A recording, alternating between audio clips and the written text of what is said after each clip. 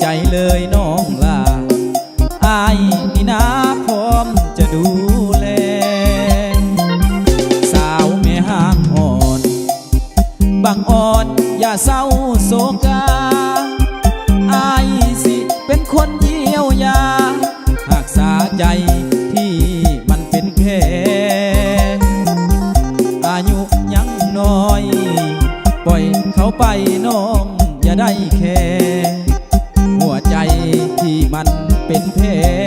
ให้พ้องดูแลรักษาแทนเขาแม่ห่างน้อยถือผัวปล่อยให้ซ้ำอุลาไอ้พ้องจะเซ็ดน้ำตาให้น้องลาอย่าได้หงอยเงาอายจะส่อมแซมแผลในใจที่มันอับเศร้าอยากมาเป็นผัวแทนเขาสาวแม่ห่างน้อยสิว่าจังใดถ้าเป็นไปได้อยากให้ตัดใจเถิดนา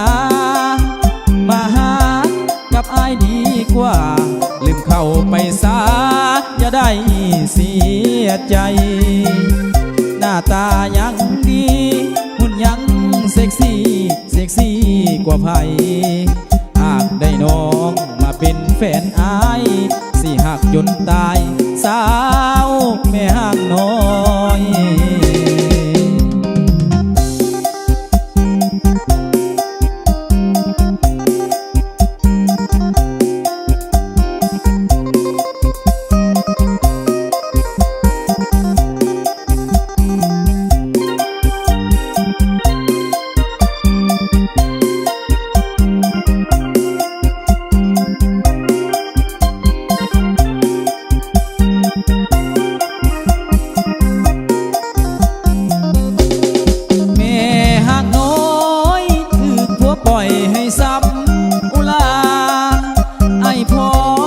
เซ็ดน้ำตาให้น้องลาอย่าได้